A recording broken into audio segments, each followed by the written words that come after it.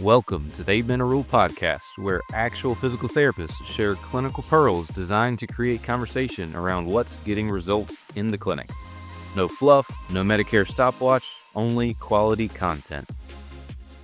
Welcome back to the 8-Minute Rule. I've got Drew and myself here, and one of the things we're going to be doing here is trying to shift and move back to kind of where we were originally, which was just quick hitter, 8-minute conversations. So today I've got trusty little stopwatch that we're going to hook up here and plan to read a case, give Drew and I some chances to talk about it, kind of hit a wrap up and give you something to think about. Just a couple viewpoints of how to look at different cases for us, potentially complex cases.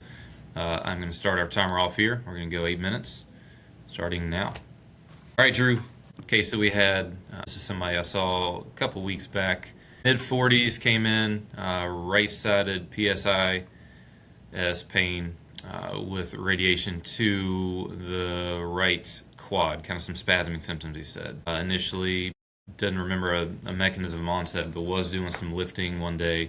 Felt kind of sore that evening. The next day, mowed the lawn, a little bit sore again that evening. And then the next thing he noticed was the following day having some intense PSIS pain and intermittent quad spasming. As a whole, just can't find a relief position, sitting, standing, lying, all of them pretty challenging. One position of relief would be laying on his back, so supine with legs elevated. They gave him some relief of symptoms. He had already actually been to a physician who had given him a dose pack, so he's actually working on this right now. So give me a quick blurb. What do you want to look at?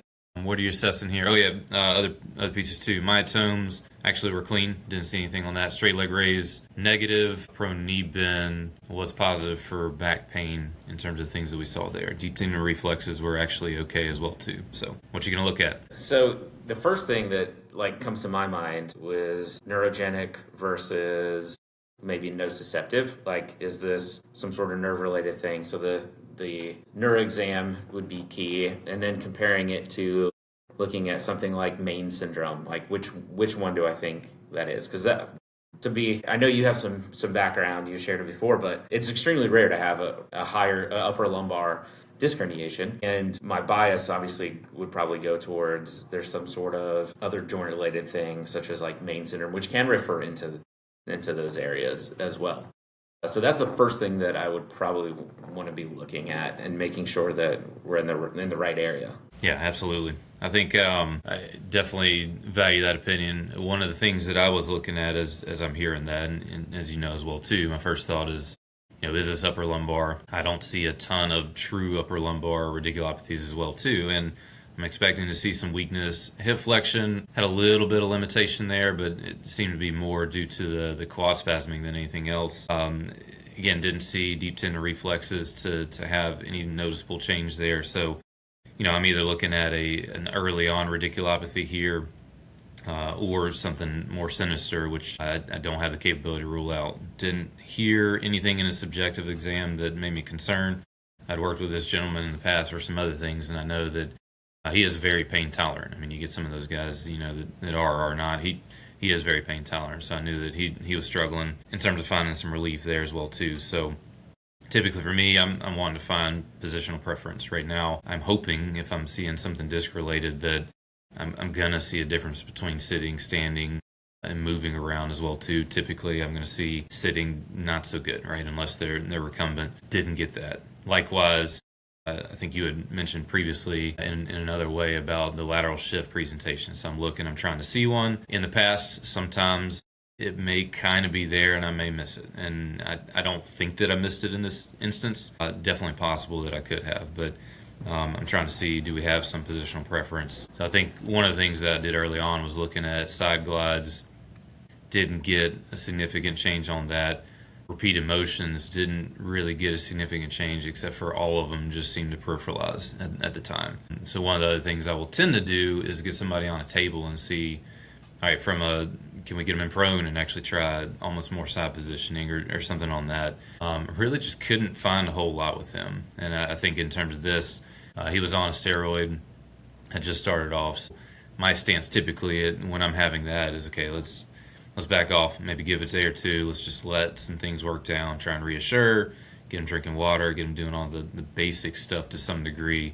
and then kind of backing off. So could have missed something. I don't know. Anything else on your mind that you're thinking through as you're hearing that you would have done differently?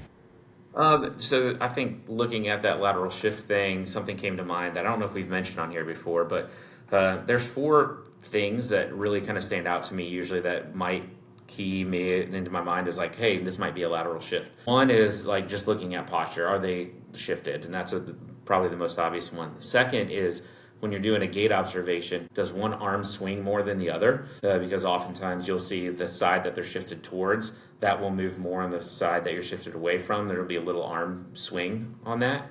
A preference for side lying, one side versus the other. And then the last one is a significant difference in like a side bending when you're going through active range of motion assessments. That just popped into my mind as like, okay, I'm trying to look for that shift. That's something that a lot of people can, or a lot of clinicians can use as, maybe I should at least try to do a lateral shift. The other thing is with that upper lumbar, like L3 and above, like you said, it's rare. You said it's not that common, and I can't remember the last time that I've seen one. I know it's been a long time, but typically you're going to get more of either a side bending or like that frontal plane or rotational plane movement in that upper lumbar versus more sagittal plane. So like I'm almost wondering if, as far as trying to get some sort of centralization, potentially might work better in one of those planes. Again, I don't really have a lot of research for it, but I know that's where a lot of the movement comes from. In the lower lumbar, we do a lot of like flexion extension.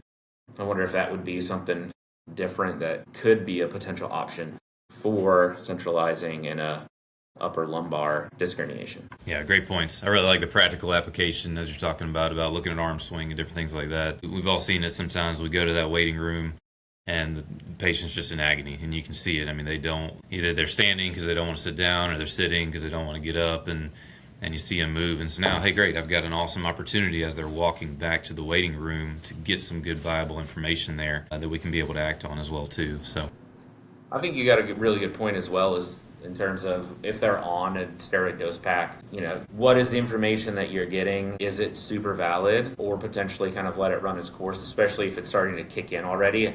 And then you might be looking, hey, what are the things you want to do down the road as this is hopefully getting better, to make sure that it's like, a week down the road as it goes off of that dose pack, that where it's not getting flared back up. That's a really good point to make sure when you're going through your subjective that you're thinking about it both through your examination and your plan looking forward. Yeah, I think, the nice thing is dose packs, it's going to be 5 days, right? So, either they're on the front end of it or the back end of it, and you're hopefully gathering some information out of that to be able to decide. And, to me, less is more in those instances occasionally. If I can reassure them for a day or two, get them back in and kind of reevaluate, usually we can find things go in the right direction. All right.